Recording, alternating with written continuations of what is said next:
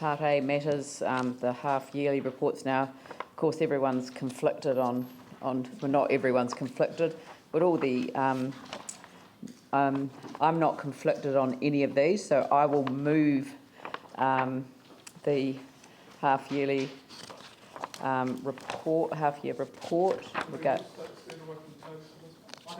yeah, just no. You do, it's just noted that all of the non-conflicted ones. Could a conflicted one please second the motion? Have I got anyone who's not conflicted? Phil Clearwater. I'll put that motion. All those in favour say aye. Those opposed say no. That's carried. And now the draft statements of intent for the variety of companies. So anyone who's on any of those can't participate in this. I'm not conflicted, so I'll move the recommendation. Seconded by Phil Clearwater. Is there any discussion? I'll put the motion. Did you want? No, I think it's probably too late. It was just slightly back on the one just before it, the half-year reports.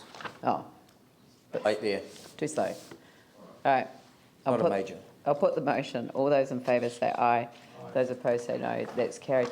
Look, I'm quite happy for offline if you want to follow up on something. Yep. And we have the recommendation on the statements of intent.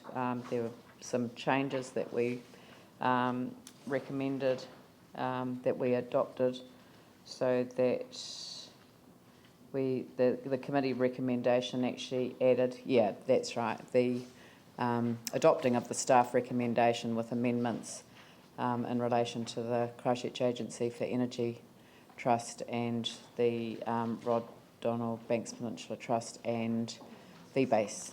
So I shall move that, and seconded by David. You're not conflicted on any of these? No? I shall... You're not?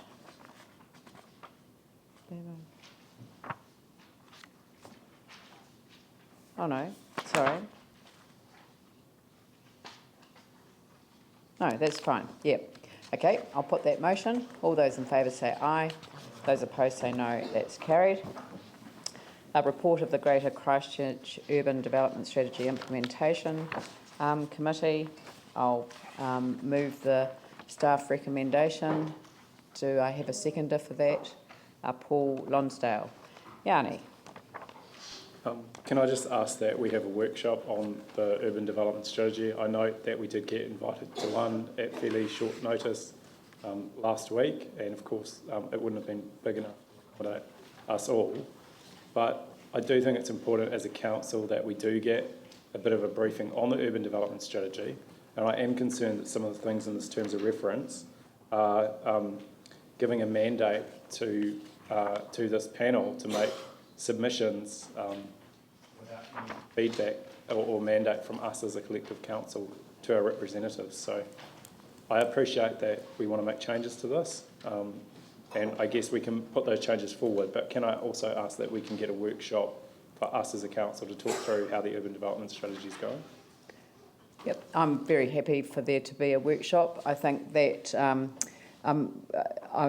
the UDSIC has an independent chair, so I will have a talk to him, because I think it would be important to get him to come down and perhaps chair that workshop.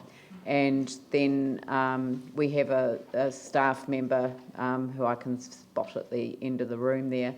I don't know, Keith, do you want to come up to the table and talk about, because there was a workshop, but it did involve all of the partners to the UDSIC.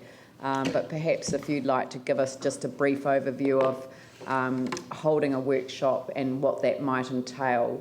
But I know that these amendments are to take over the functions of the Recovery Strategy Advisory Committee, which no longer really has a purpose. But I think that Yanni's raised a good point about really informing councillors of how the whole process works. Yes, so rather than go into the detail of the UDS right now, I'd be happy to speak with the independent chair, arrange a suitable time, and go from there. And really, there's kind of two elements to that. There's one, just looking back, seeing how things came to be, and some of the useful lessons that we can learn from, and then at some point in future looking forward, and that's wrapped up with a lot of the current transition discussions. Yeah, and I'd be quite keen to advance that, and I'm just actually wondering whether we should, make it a workshop and an open meeting, like this, as the previous one was.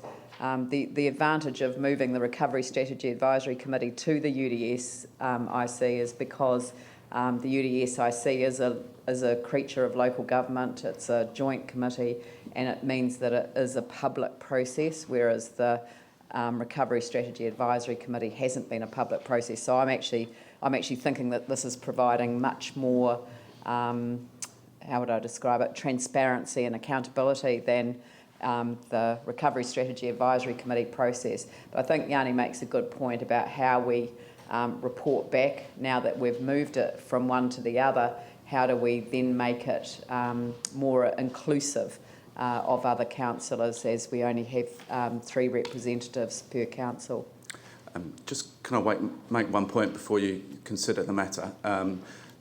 Because it's a joint committee, the 3 other councils, Environment Canterbury, Waimakariri and Selwyn, have been considering this matter also. They've had their meetings and ratified the terms of reference. Yeah. So if there are things that you'd like to change within the terms of reference, that would be difficult to do. We'd have to go back through another process to get the other councils to do so. But the report does say that I think this is part of an ongoing process. Yeah. So be very welcome to take those other thoughts into sort of a further round of discussion. But obviously that's a matter for you to think about. I mean, I'm in favour of accepting the recommendations that have been recommended through to us. I mean, but I don't get to make the decision, the council does. But I think that as part of the workshop that we hold, I would like us to also focus very much on the future, because we had the UDS, and I think Greater Christchurch has been well served by the fact that the councils came together in a cooperative way to develop some thinking around land use over a period of time. It was incredibly helpful for the central government to be able to develop the land use recovery plan. I don't personally think that the government could have worked so quickly to bring together the land use recovery program without the UDS having been in existence first. So I personally see the cooperative model between the different parties that make up the Greater Christchurch UDS area. I actually think that that could be a very good model for providing for future development in the region, and that requires us to refresh and to potentially reflect on where we've got to, and then refresh for the future. And I'm very much in favour of doing that. So, Phil. The changes that are in green, that is so that the previous RSAC committee's functions are transferred and in effect are included and incorporated, because we're still obviously under the SERA Act. But I also just, and so I support the changes, the amendments. And I was just going to clarify though, I just wonder, Keith, if it might be useful when we have that workshop, if some of the elected members from the other local authorities, if they might also be invited to come, and then that would give all councils a bit of a flavour of how it also works across the region. I don't know what your thoughts on that will be, or how that would work for them or us. I'd be very happy for that to happen. So, all right. So I'll put that motion. All those in favour say aye. Those opposed say no. That's carried. Thank you very much. And thank you, Keith.